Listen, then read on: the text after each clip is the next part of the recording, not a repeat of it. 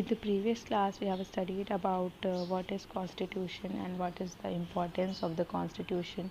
Along with the purpose of the constitution, we have also studied about the drafting of the constitution and some features of the constitution.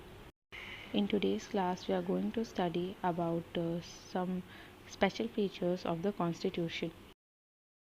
Special features of the Indian Constitution: the preamble, sovereignty, federalism, parliamentary form of government, universal adult franchise, separation of power, secularism, fundamental rights, fundamental duties, constitutional amendments are some special features of the Indian Constitution. The first special feature is the preamble. The preamble is an introduction to the Constitution. It highlights the values and principles of the Constitution. It also mentions the objectives that the Constitution seeks to achieve. Preamble आपका क्या है, एक introduction है constitution का, या आप बोलो उसको प्रस्तावना भी बोलते हैं। ये जो है, जो भी हमारे कॉन्स्टिट्यूशन की जो वैल्यू और प्रिंसिपल है उसको हाईलाइट करता है।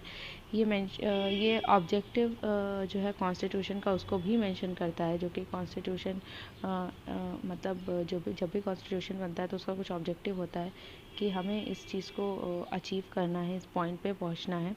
तो प्रियम्बल में ये सारी चीज़ें मेंशन होती हैं। The second special feature of Indian Constitution is sovereignty. After years of being a British colony, it was important for India to proclaim its independent status. The preamble states that India is a sovereign country. This means that government of the country has an absolute independence, authority over the areas within the territorial boundaries of the country. This country is free from any external control. सोवेरेंटी जो है हमारा second जो है special feature है Indian constitution का, जो कि India जो है काफ़ी टाइम तक, लंबे टाइम तक जो है ब्रिटिश कॉलोनी थी, ब्रिटिशर्स के अंडर में थी। तो इंडिया के लिए बहुत नेसेसरी था इंडिपेंडेंस के बाद कि मतलब वो प्रोक्लेम करे कि अब वो जो है इंडिपेंडेंट हो चुकी है। तो प्रियम्बल में ये चीज़ थी कि इंडिया एक सोवेरियन कंट्री है, जिसका मतलब ये था कि जो गवर्नमेंट है कंट्री की, उसके पास जो है पूरी इंडिपेंडेंट अथॉरिटी है हर उस एरिया में जो कि टेरिटोरियल बाउंड्रीज़ के अंदर आता है। कंट्री के मीन्स जो बाउंड्री है कंट्री के, उसके अंदर जितनी भी जो है एरियाज़ आते हैं वो सारे जो है वो गवर्नमेंट के पास उसकी पूरी अथॉरिटी है, और जो कंट्री है उसके ऊपर कोई भी एक्सटर्नल कंट्रोल नहीं, वो पूरी तरह से फ्री हो चुकी है। The third special feature of Indian Constitution is federalism. We already know that in India, being a vast country, the government functions at two levels: central and state. There are also local governments in villages and cities. The Constitution defines the federal structure, which means government at two levels. The Constitution also clearly defines the powers and functions of two levels of the government. जो तीसरा special feature है वो है federalism का। हमें पता है कि इंडिया वास्ट कंट्री है, तो यहाँ पे जो गवर्नमेंट है वो जो है दो लेवल पे फंक्शन करती है, एक तो सेंट्रल गवर्नमेंट, दूसरा स्टेट गवर्नमेंट। कुछ लोकल गवर्नमेंट्स भी होती हैं जो कि विलेज और सिटी लेवल पे वर्क करती हैं। कॉन्स्टिट्यूशन जो है एक फेडरल स्ट्रक्चर को डिफाइन करता है, जिसका मतलब होता है कि government at two levels, okay. और कॉन्स्टिट्यूशन बहुत ही क्लियरली डिफाइन करता है जो भी पावर है, फंक्शंस हैं दोनों लेवल के गवर्नमेंट के लिए, वेदर आप स्टेट गवर्नमेंट की बात करो या फिर आप सेंट्रल गवर्नमेंट की बात करो। Parliamentary form of government is the fourth special feature of Indian Constitution. The Parliament is a central legislature.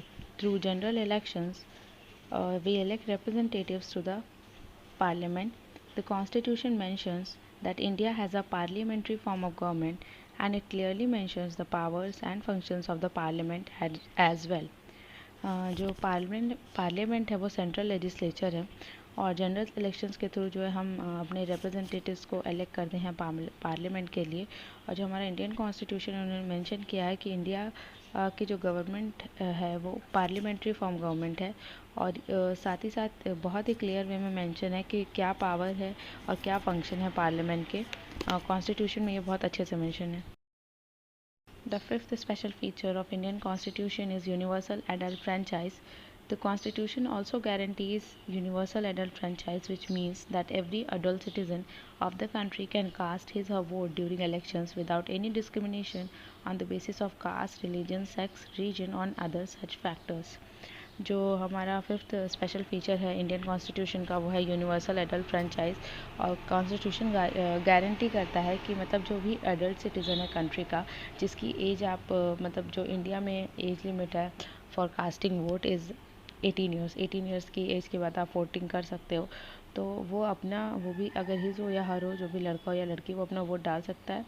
और कोई भी डिस्क्रिमिनेशन नहीं होगा, भले वो डिस्क्रिमिनेशन आप कास्ट, रिलीजन, सेक्स, रीजन या फिर कुछ अदर फैक्टर्स के बेसिस पे करो तो। That's it for today's class. Thank you.